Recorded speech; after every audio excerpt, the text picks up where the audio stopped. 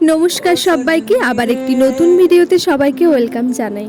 তো বিকেল বিকেল বেরিয়ে পড়েছি হিয়ার গানের টিউশনে যাওয়ার জন্য। আগের ব্লগে তো তোমরা দেখেইছো আমি ছিলাম আমার দিদি বাড়িতে। তো ঘুম থেকে উঠে খাওয়া দাওয়া করে আমরা আবার রেডি হয়ে গেলাম ওর গানের টিউশন যাওয়ার জন্য।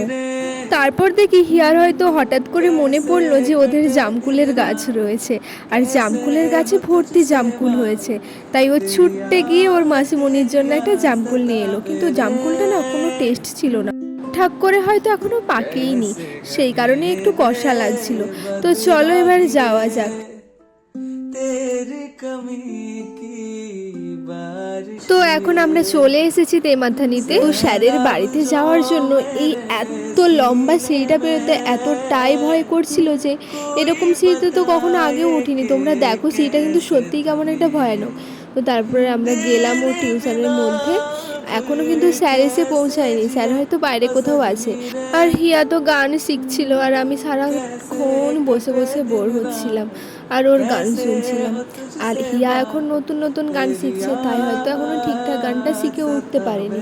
যাই হোক, ওর স্যার কিন্তু ওকে অনেক চেষ্টা করে গানটা তুলিয়ে দিচ্ছে। তো তোমরা দেখো, আর আমার দিদি বসে বসে এখানে তানপুরা বাজাচ্ছে। হিয়ামনির গান শেখা থেকে আমারও ছোট্টবেলার গান শেখার কথা মনে পড়ে গেল। তো ফাইনালি 2 ঘন্টা পর ওর গানের টিউশন শেষ হলো এবং আমরা চলে এলাম খাওয়া দাওয়া করতে। আজকে যেহেতু আমি নতুন গেছিলাম, সেই কারণে ওদের স্যার আমাদেরকে ট্রিট দিয়েছিল। হিয়া তো চাউমিন খায় না, সেই কারণে হিয়ার জন্য ছিল চিকেন পকোড়া, আর আমার দিদির জন্য ছিল চাউমিন। তো আমরা খাওয়া দাওয়া করে চলে এলাম আরেকটা দোকানে, যেখানে দিদির কিছু প্রয়োজনীয় জিনিসপত্র কেনার ছিল। এই দেখো এই দোকানটাতে, এই দোকানে ও ওর পছন্দ মতো জিনিসপত্র কিনছিল।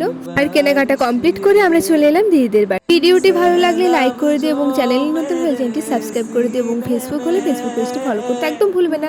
টাটা সবাইকে।